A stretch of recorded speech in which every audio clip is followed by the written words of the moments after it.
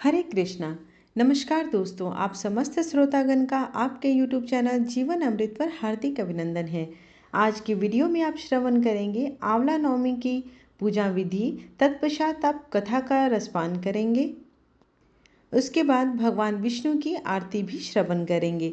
इसके पहले भी आंवला नवमी के ऊपर जो वीडियो है मैंने बना दी है, जिसमें आपको तिथि और मुहूर्त के बारे में समस्त जानकारी दी गई है। तो आप चाहें तो वहाँ से भी मेरे चैनल पर जाकर उसे देख सकते हैं। हर साल कार्तिक माह के शुक्ल पक्ष की नौमी तिथि को अक्षय नवमी का पर्व मनाया जाता है। इस साल यह पर्व 10 नवंबर को मनाई जाएगी। इस दिन भगवान विष्णु जी की और आंवले के पेड़ की पूजा अर्चना करने का विशेष महत्व है। आंवले के पौधे के पूजन के बाद वृक्ष के नीचे बैठकर भोजन करने से भगवान विष्णु जी और भगवान शिव का आशीर्वाद मिलता है।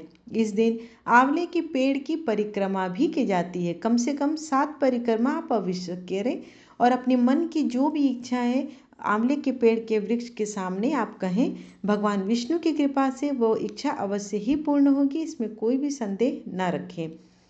इस पर्व को कुष्मांडक नवमी भी कहा जाता है, क्योंकि इस दिन क्या हुआ था, भगवान विष्णु जी ने कुष्मांडक दैत्य को भी मारा था। तो उसी के बाद से इस अक्षय नवमी को कुष्मांडक नवमी के नाम से भी जाना जाने लगा। आंवले के वृक्ष में देवी देवताओं का निवास माना जाता है। अक्षय नवमी के दिन दान पुण्य के कार्य को करना अति शुभ फलदायी माना गया है।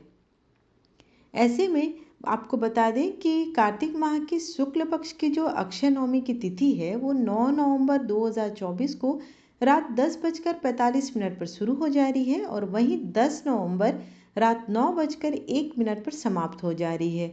इसलिए उदया तिथि को मान्य मानकर 10 नवंबर के दिन आंवला नवमी मनाई जाएगी। आंवला नवमी के दिन पूजन करने का 2 शुभ मुहूर्त बन रहा है। एक जो है वो सुबह में 7:05 से दोपहर 12:20 तक रहेगी और दूसरी मुहूर्त जो है वो अपराह्न 1:20 से दोपहर 2:45 तक पूजा की मुहूर्त बनने वाली है। इसमें जो इस पूजन को करते समय आपको जो पूजन सामग्री चाहिए उसमें है आंवला नवमी पूजा के लिए हल्दी, कच्चा दूध, कुमकुम, अक्षत, फूल, चंदन चाहिए। इसके साथ में आंवला नवमी पर पूड़ी सब्जी और खीर बनाने का भी प्रावधान है। इस दिन आंवला नवमी के दिन पूर्व दिशा में बैठकर आंवले के पौधे की पूजा करनी चाहिए। आंवले के जड़ में कच्चा दूध चढ़ाएं। पेड़ के चारों ओर एक कच्चा धागा या मौली जो भी आपके पास उपलब्ध हो उसे बांधें। इसके बाद कपूर या घी के दीपक से पौधे की आरती उतारें। आंवले के पेड़ की कम से कम 7 बार परिक्रमा अवश्य करें। इसके बाद सपरिवार के साथ मिलकर भगवान विष्णु जी की माँ लक्ष्मी और आंवले के पेड़ की पूजा करें। आंवले के पेड़ के नीचे भक्ति भाव से ब्राह्मणों को भोजन कराएं।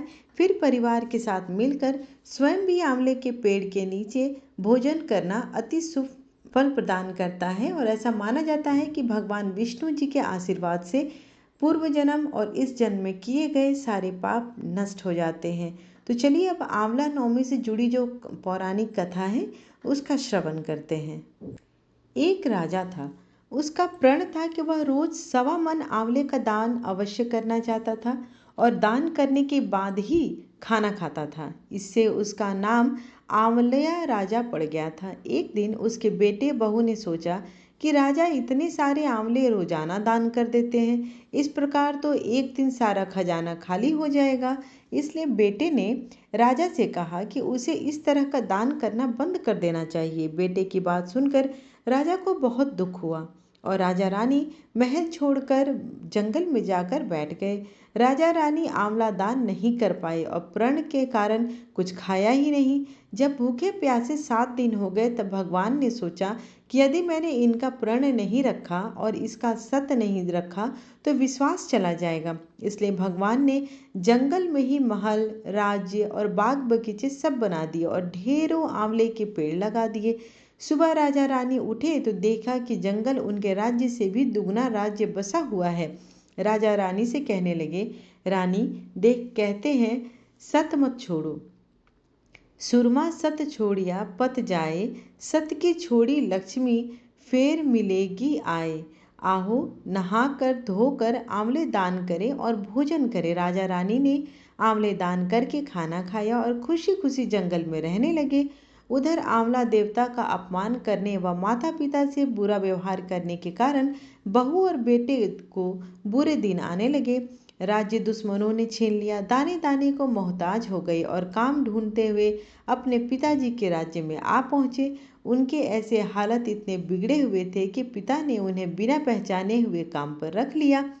बेटे बहू सोच भी नहीं सकते थे कि उनके माता पिता इतने बड़े राज्य के मालिक भी हो सकते हैं, सो उन्होंने भी अपने माता पिता को नहीं पहचाना। एक दिन बहू ने सास के बाल गुथते समय उनकी पीठ पर मस्सा देखा। उसे सोचकर रोना आने लगा कि ऐसा मस्सा मेरी सास के भी थे। हमने ये सोचकर उन्हें आंवले दान करने से रोका था कि हमारा धन नष्ट हो जाएगा। आज वे लोग न जाने कहाँ होंगे। यह सोचकर बहू को रोने आने लगा और आंसू टपक टपक कर सास की पीठ पर गिरने लगी। रानी ने तुरंत पलट कर देखा कि पूछा, तू क्यों रो रही है? उसने बताया, आपकी पीठ जैसा मस्सा मेरी सास की पीठ पर भी था। हमने उन्हें आंवले दान करने से मना कर दिया था, इसलिए वे घर छोड़कर कहीं चले गए। तब रानी ने उन्हें पहचान लिया, सारा हाल पूछा और अपना हाल बताया। अपने बेटे बहू को समझाया कि दान करने से धन के कम में कभी भी कमी नहीं आती है, बल्कि वह बढ़ता है। बेटे बहू भी अब सुख से राजा रानी के साथ रहने लगे और हे भगवान, जैसा राजा रानी का सत रखा वैसे सबका सत रखना, कहते सुनते सारा परिवार सुखी जीवन को व्यतीत करने लगा और सभी मिलकर आंवले का दान भी करते और जो नियम उन्होंने किया था वैसा उन्होंने निभाया। अंत में इस लोक के सारे सुखों सुख समृद्धि को भोग कर अंत में वैकुंठ धाम को गए। इस प्रकार